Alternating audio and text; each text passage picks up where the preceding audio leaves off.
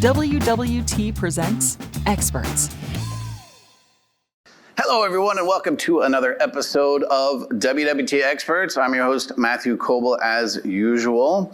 And today's show is one in a series that we're hosting about the world of higher education and how universities are embracing artificial intelligence, digital transformation, cybersecurity, and other technologies to really optimize their operations, power those world-class campuses that they want to have, and really deliver excellent student experiences and really much, much more.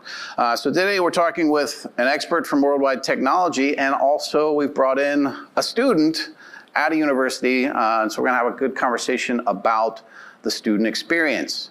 So joining me today, I've got Janet McIllece, who's a principal advisor with Worldwide Technology, and she works primarily with our higher education client base.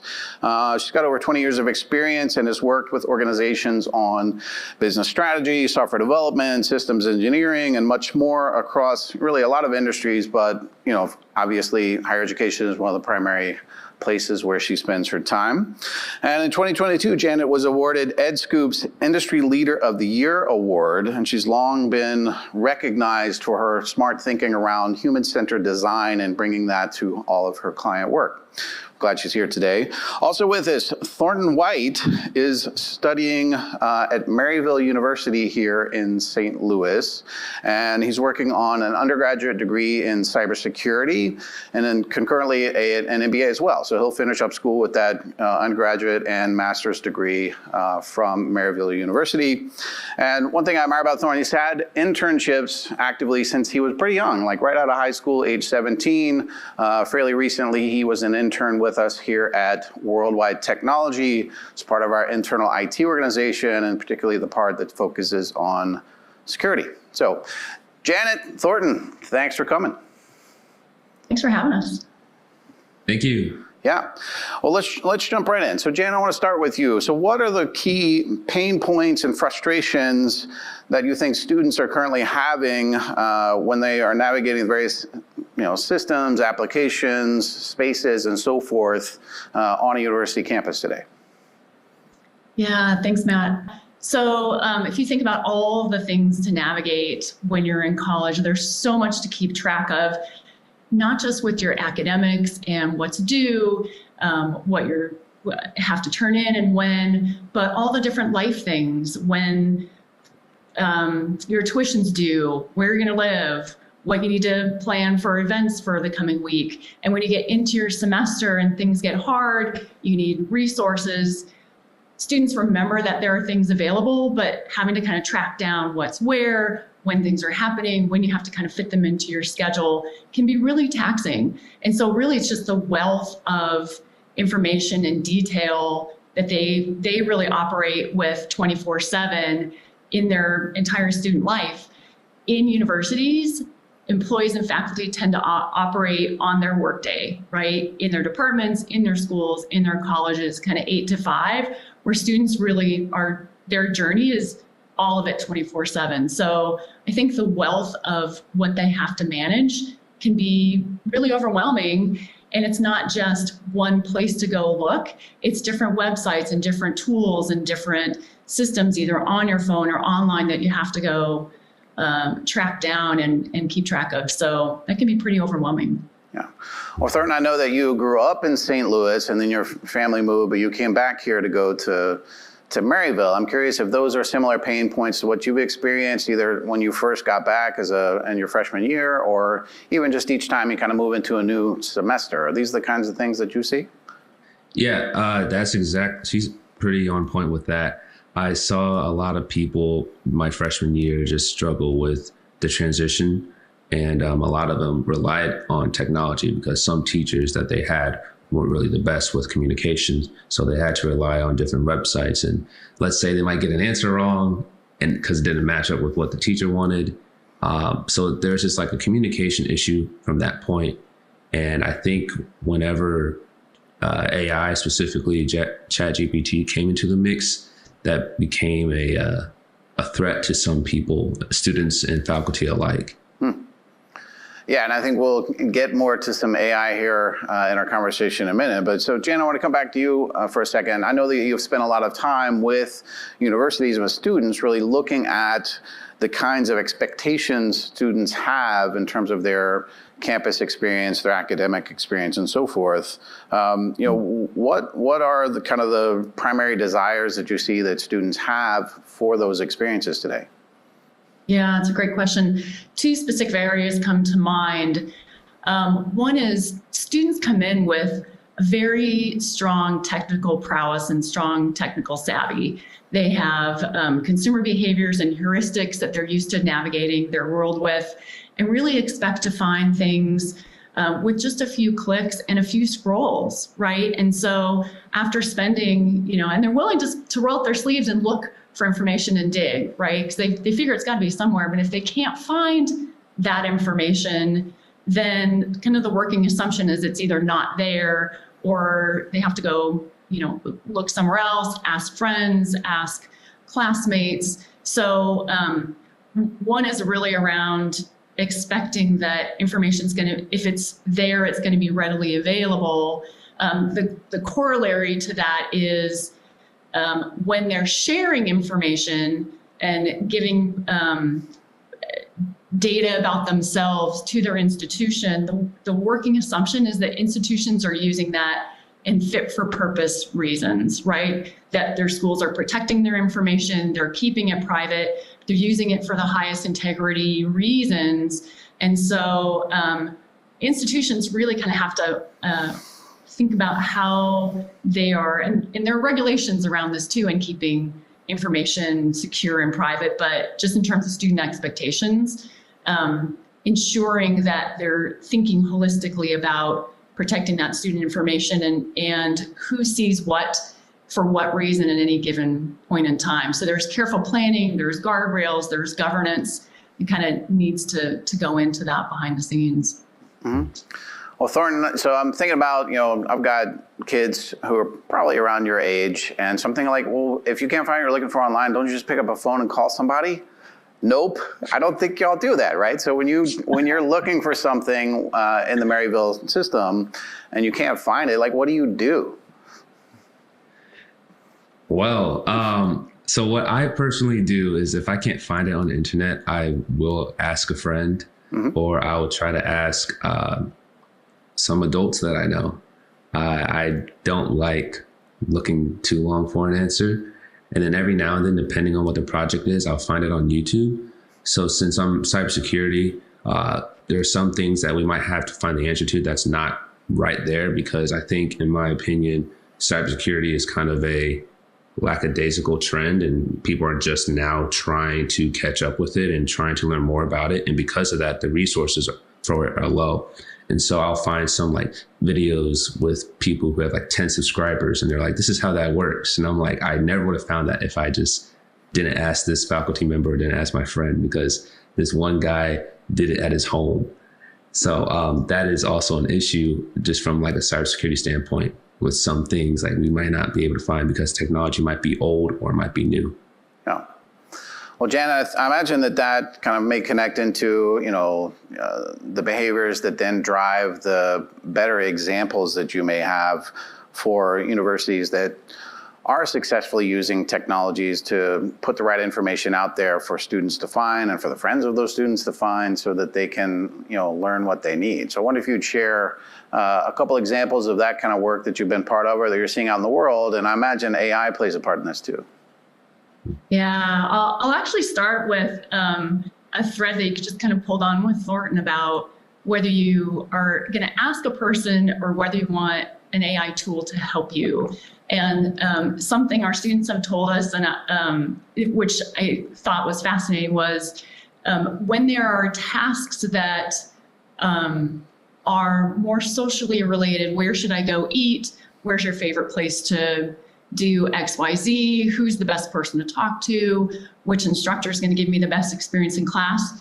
They actually would rather talk to somebody and have that social experience. And one student told me, I'd rather have the opportunity to actually make a friend and build my community, because there's inherent and intrinsic value, social value in that, than going to AI always for every question that I had. And interestingly, one student told me, I'd actually rather do that and have AI help me with something that's frustrating and irritating, like doing my taxes. Anything that's hard, that takes me time, that I just don't want to do. That's what I'll use the AI for. So I'm curious to hear Thornton's perspective on that. The other things I'll mention that we see AI generally being used for at institutions. There's a lot of momentum around virtual teaching assistants and encouraging engagement with students and their instructors in the course materials, where generative AI is using kind of a basic LLM and then using RAG models kind of behind the scenes to ingest course materials with content that's specific to that course and helping students learn concepts, work through assignments in a guided way, and then on the back end, providing insights to the instructors on where their students are getting stuck, topics that they're asking questions about, in almost a real-time basis, so instructors can see how they need to adjust or answer questions or dig into specific topics in the next class session.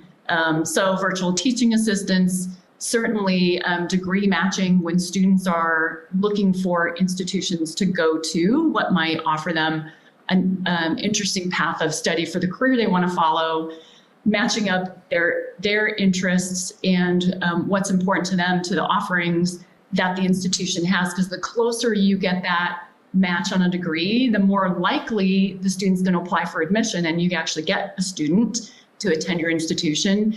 But if it's a really good match, then they tend to stay on the path to graduation, and you minimize students changing their degree paths, which can take them longer to get to graduation, which translates to extra tuition cost and time, which a lot of students don't have a lot of extra, nor do a lot of us have a lot of extra money and time kind of laying around. So the other thing that institutions, I think, are really have top of mind at the moment is where can they insert interventions to help students stay on successful paths to graduation and be successful in their coursework. So any place where there are milestones where they can see student behavior happening that's not what they expected, either not doing well on a specific exam, or they're not attending class, or they're not going to events, so they're sort of checking out socially. What are all the factors that you can kind of puzzle together a picture and then insert a service or a connection just to reach out to those students to kind of help them, stay on a positive path in terms of wellness and performance. So some key interesting things there. Mm-hmm.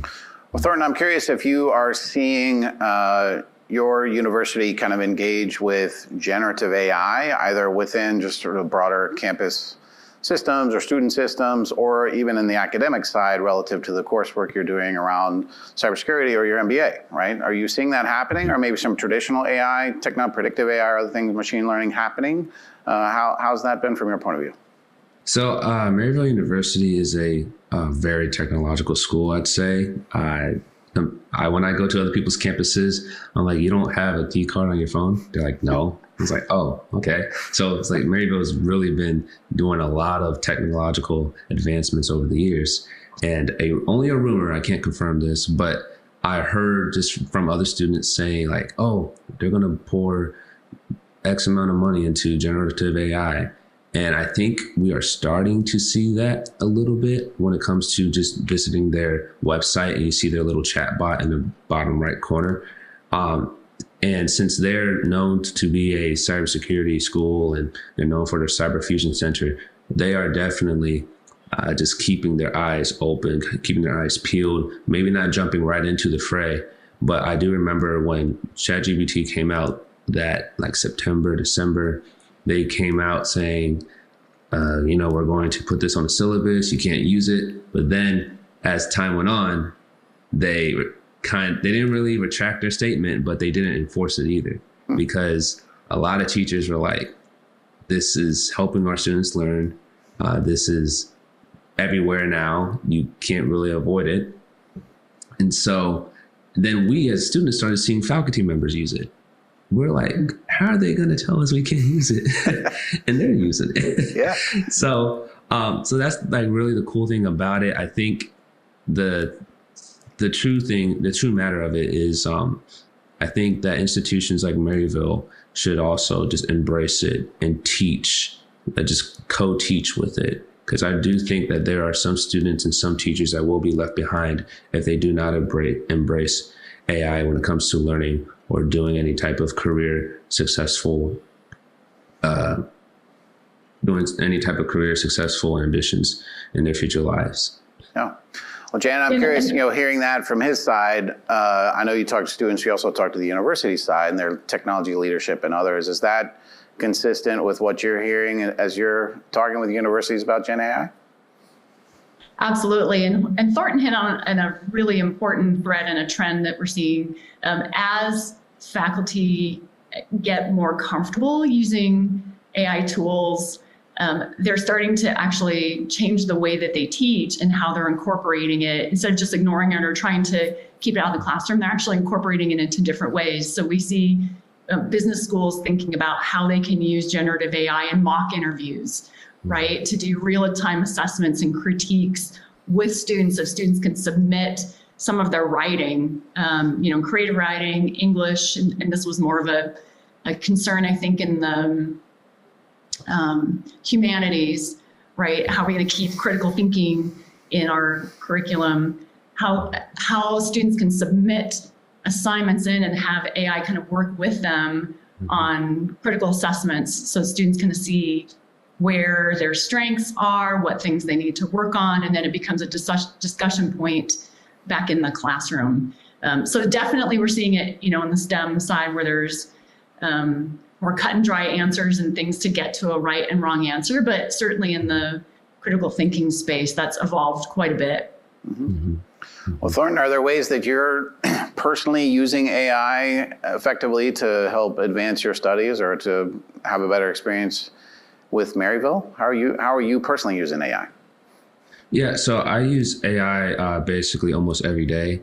One example is for my daily habits. So I programmed a habit tracker in this program called Notion, and they have their own AI. And the cool thing about that is once you set up your whole database, you can search through it. You can have it create checklists. You can have it create like a whole new database, create a second brain. So I've been using that for my classes and just having that help me come up with different templates and make everything overall just so much easier and flow faster.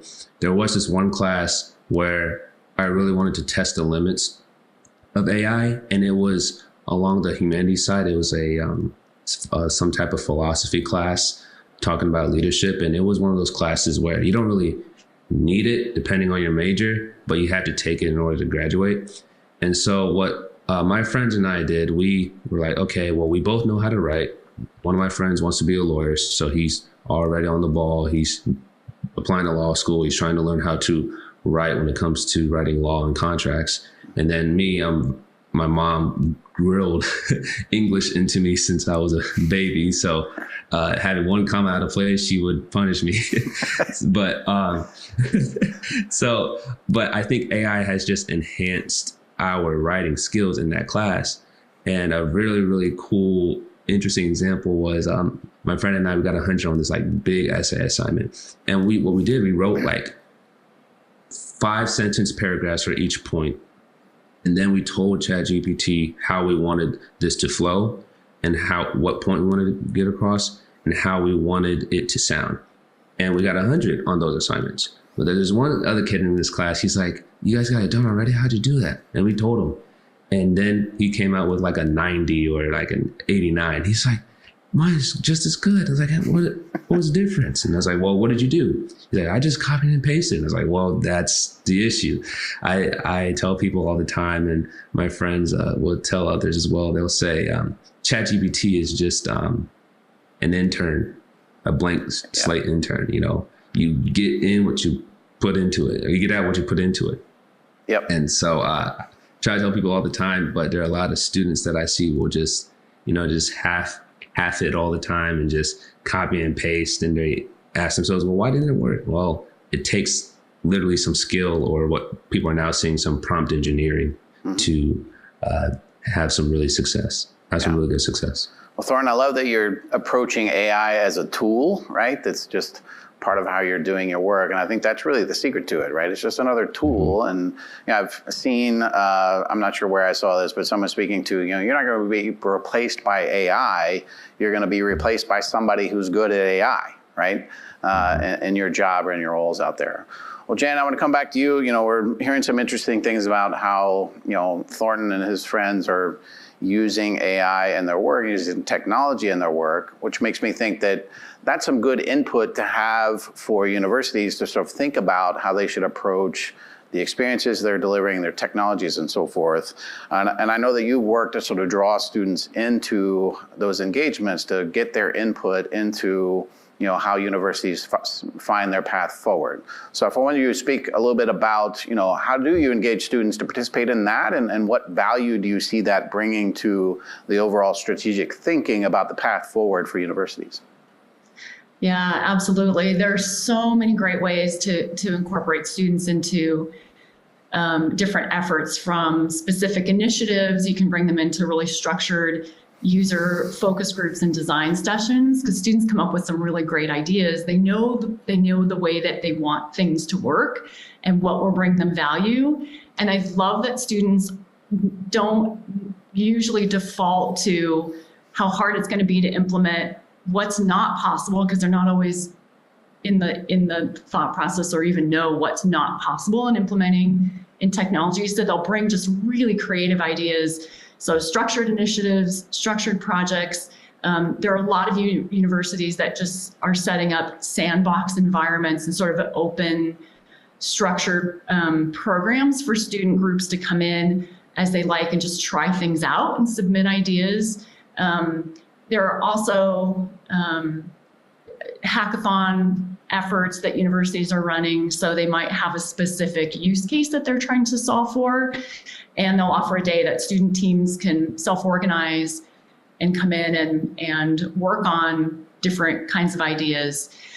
There are also lots of institutions that have student organizations already that take on different use cases and ideas and situations that they just want to brainstorm around to build their own skill sets, right? And so having avenues for students to submit those ideas and work alongside staff to bring their voices in are super important. And then universities can take those ideas and productionize them, if you will. They can think about, what do we need to do to structure data to have all the software development effort that goes into making those ideas come to life. What do we need to do to test them? How do we fit them into the architecture of our university systems? Where are they most meaningful?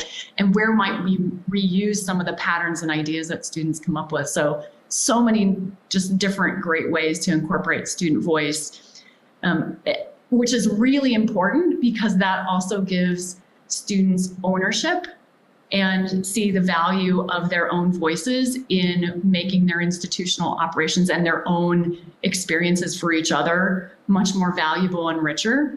And it also fosters a sense of trust with the institution and sense of value in terms of if universities are going out of their way to pay attention and to ask students what they care about, how they want to solve for things, what ideas they have, that means the university cares in the quality of their experience and is willing to invest in making the institution better and use the tuition dollars that they're giving to really serve students. So super important. Yeah. Well, Janet, I want to ask you another question about data, and Thornton, I'm going to come to you about this in a minute too. We talk about the data has to be designed to deliver a really great experience, whether it's generative AI or whatever the outbound solution is. And I think universities have vast quantities of data in lots of different systems. So are you seeing them doing a good job of kind of consolidating that and take advantage of that data, or is there still work to be done to do that effectively? Yeah, there certainly is the sense that's important, right? To have strong governance around what data is being used for what purposes, what data universities actually have and how they're securing it. who has access to what information. And so certainly institutions know that's important. And I think each university and college is in a different place in their journey in making sure that their environments are in place, mature, usable, secure, and they have good governance around how that data is used. So I'd say, it's the answer to that is sort of depends on what institution you're in, but generally the sense is that's very important. What work each institution needs to do to actually make that happen in their own space, it kind of varies with where they are today. Yeah. And Thornton, I want to come at that for you on a much more personal level. So are you aware of all the data that your Maryville University has about you? Do you trust the university with all that data? And do you think they've used it effectively to deliver to you a good student experience? In my opinion, yeah, I think they've done a really good job of just collaborating with students. They just revamped our student government, communicating to us about what needs to be done about just simple things from parking to technology to what people are teaching. And I just really love the effort that my school gives when it comes to just understanding the students. And there are a lot of hidden gems on that campus from a faculty and student perspectives. And I'll hear people all the time say, oh, go to Mrs. So-and-so or Mr. So-and-so. He knows this, or he's talked to this person, and they've done this before. He'd be a great person to talk to. So I'm starting to see in my fourth year, I'm starting to see a lot of these people just love their teachers, and they're finding their groove while balancing technology and also balancing just their own work ethic in that as well. Yeah, excellent. Okay, well, we're getting towards the end of our time together. I often like to ask our guests to kind of peer into the future. So, Janet, let's start with you. I'm curious if there are certain things, if you think about the next 2 years, 5 years, that universities should be doing to advance technology, to advance AI, or just to broadly advance the experience that they're delivering to students and their communities. Like, what are you looking forward to? What do you think the opportunities are? Yeah, it's a good question.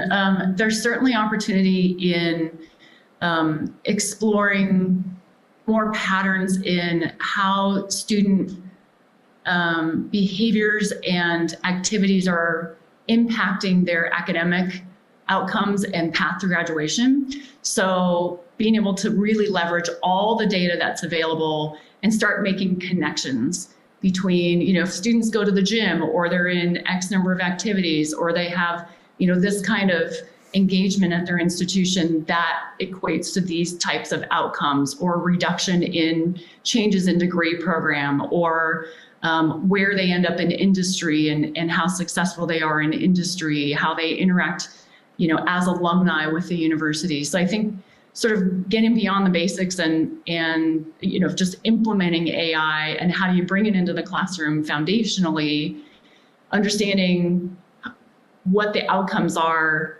between what's happening in the classroom and what happens, once they graduate and leave. Certainly longer range data is needed for that, but there's some exciting paths there that I don't think institutions really even know are there yet until we kind of learn as we go, if you will. Mm-hmm. On Thornton, I want to ask you a similar question, but frame it a little bit differently. I'm thinking about like 2 years from now, 5 years from now, somewhere in that time window, if you're talking to current students about technology, AI, the student experience, what do you think you might think like, man, I wish we had that when I was in school? Like, well, what do you think some of those things are going to be? Oh, man. Well, I just think going even 2 years into the future, things are going to change rapidly. I will say, I think the letters AI have been used so much now, where we're starting to see a trend of like, okay, now everyone has AI. All right, what's the next new thing? And I think that next new thing will be, okay, who are going to be the people that stand above the rest and utilize AI to their advantage? I really think that institutions should fight harder to keep having students, because there are a lot of, especially Gen Z, but there are a lot of young kids and millennials and Gen Z who are regretting even going to college because they're like, wow, there was this technology here the whole time, and I could have learned it for cheaper somewhere else. I could have learned it at a community college. I could have gone to a trade school. And I think we are starting to see a trend of that. While technology is on the rise and it's getting better, there are fewer students who may not be able to afford certain classes and majors. They're just going straight into online schools, or they're just learning from AI and taking certifications and finding a job that way. And I think the world as we know it is becoming, or is going back to the apprentice way of doing things again, where you just learn on your own, you have proof of it, you show people, and they take a chance on you, and boom, now you have a job. And I think institutions, if they really want to stay in the race, they should really get to know students, hear their pain points, and figure out a way how they can utilize AI in their everyday learning experiences. Mm-hmm. Jan, I was curious if you want to react to that. That's an interesting point of view. Yeah, no, Thornton's spot on.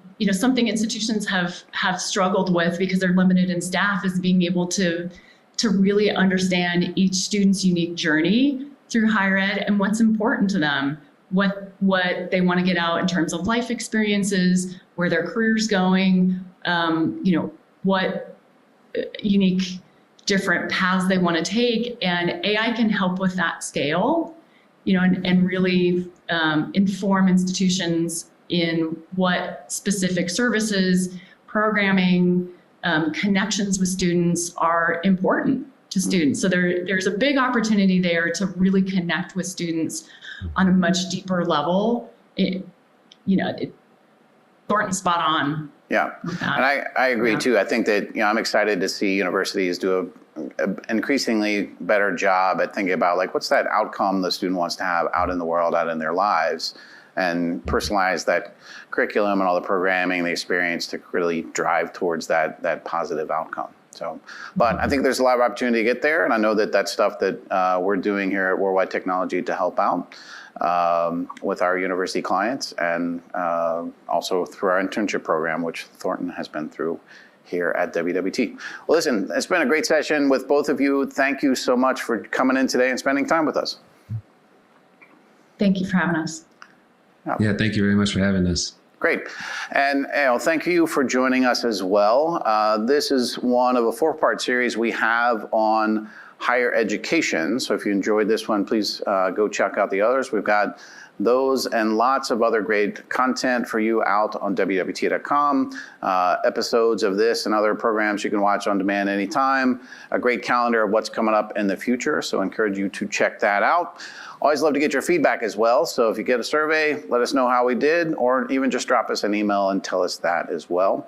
And that's a wrap for today. Thank you so much for coming, and we will see you next time.